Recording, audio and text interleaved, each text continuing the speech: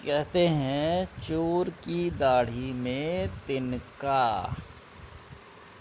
मतलब कि अगर आप किसी को चोर बोलिए और वो बिदक जाए, भौंकने लगे, तो इसका मतलब होता है कि यार वाकई उसने चोरी की है। अब क्या कहते हैं, मिथिलेश फाउंडेशन की मिथिलेश कुमारी के खिलाफ जिला अदालतों में उनकी सारी पोल पट्टी खुल गई और लगभग हर कोर्ट में जो है इनके खिलाफ इनकी दलाली की कंप्लेन लग चुकी है। इसके अलावा 2-3 वकीलों ने और जो है कंप्लेन इनकी कराई है। तो अब एक चीज़ तो क्लियर हो गया कि भैया दल्लों की जो है असलियत क्या है। एक्चुअली बड़ी सोफेस्टिकेटेड और वो बन करके खड़े हो जाना और कोर्ट के सामने इस तरीके से प्रेजेंट करना कि जैसे अरे तुम्हारी एक एफआईआर है, तुम अपनी एफआईआर में जाओ को करना हो। तुम अपनी एफआईआर का पैसा निकाल नहीं पा रही हो, दूसरों का तुम ठेका ले रही हो। हैं 13-26 तुम्हारी एफआईआर है और तुम्हारी एफआईआर में तय है कि तुम्हारी एफआईआर में तुमको 1 रुपये का रिडम्पशन नहीं मिलेगा, क्योंकि रिडम्पशन के मैक्सिमम प्रक्रियाएं जो हैं मेरे चैम्बर में आती हैं और मेरे चैम्बर से ओके होती हैं, धन मिल जाता है। और तुम्हारे साथ जितने लट्टे भट्टे घूमते हैं उसमें से तो मैं यहाँ तक बता दूं कि दिल्ली वाले भाई साहब तो जो है फ़ोन करके रिक्वेस्ट कर रहे थे मैं श्रीवास्तव जी से माफ़ी मांग लूँगा। मैंने स्पष्ट कर दिया कि अगर इनका रिडम्पशन हुआ तो तुम्हारे ऊपर मैं 10 एफआईआर और करवाऊँगा। करवा लो ना रिडम्पशन।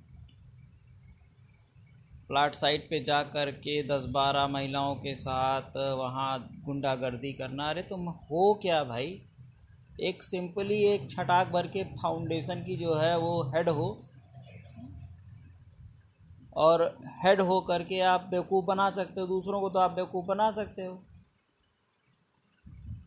जो क्या कहते हैं कंपनी एंड पे जो चार्जेस है, जिस चार्जेस की बात करके आप अपना जो है एक सो कार्ड धंधा चालू कर लिया है, इसके रिगार्डिंग तो सीधी सी बात है। हमारे पास जितनी एफआईआर है, मेरी एफआईआर में मैक्सिमम में तो जो है आदमी चार्जेस ले ही नहीं रहा है। तो आप किस हैसियत से आप मेरी एफआईआर में घुसी? आप ओझा की एफआईआर में गई कंप्लेन करने के लिए, आप डॉक्टर की एफआईआर में चली गई कंप्लेन करने, विजय की एफआईआर में आप चली गई कंप्लेनेंट बन करके। कोर्ट के सामने तो खुल गई बात कि आप ना तो जो है वकील हैं, ना कंप्लेनेंट ने आपको पावर दिया है, कंप्लेनेंट ने पावर हमको दे रखा है। तो अरे खड़े होंगे तो हम खड़े होंगे, सरकारी वकील को असिस्ट करेंगे तो हम करेंगे, और हम तब तक नहीं करने होने देंगे जब तक हमारे कस्टमर का जो है पैसा नहीं निकलेगा।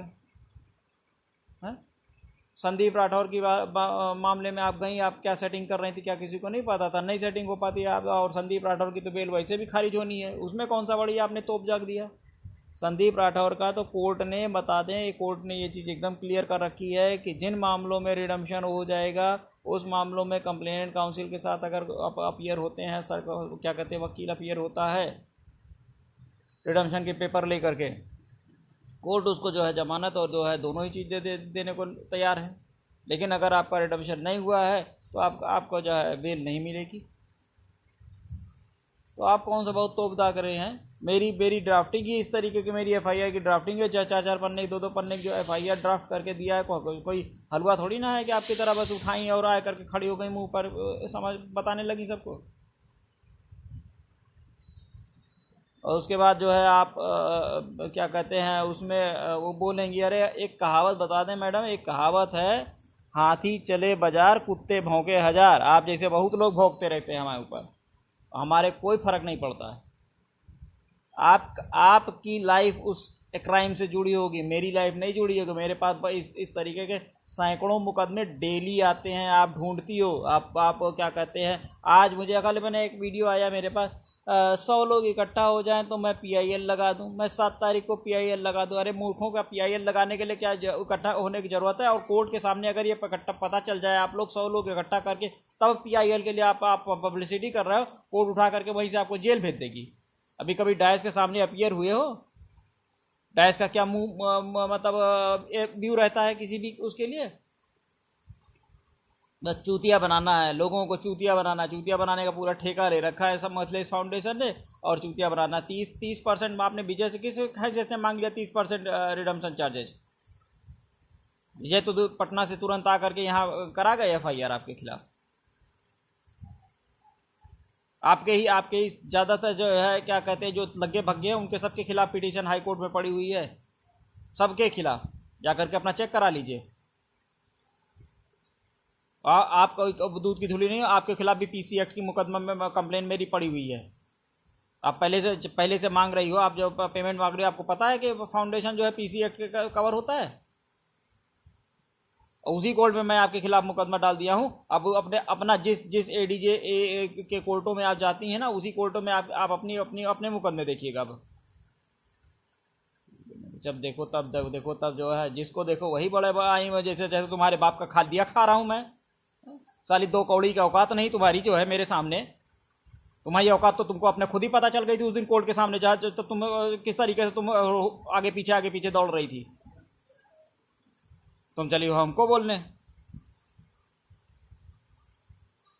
आप अपना जो काम कर रहे हो वो करती रहो, नहीं तो वो ये महिला और इसका मुझे नहीं फर्क पड़ता है। आई एम एडवोकेट, और उसी एडवोकेसी के स्टेज में जो भी हैम्पर करेगा मेरी वकालत को जो हैम्पर करेगा ना, उसका मैं भूसा भर दूंगा, बता दूं साहब। चाहे महिला हो चाहे पुरुष हो, मुझे फ़र्क नहीं पड़ता है।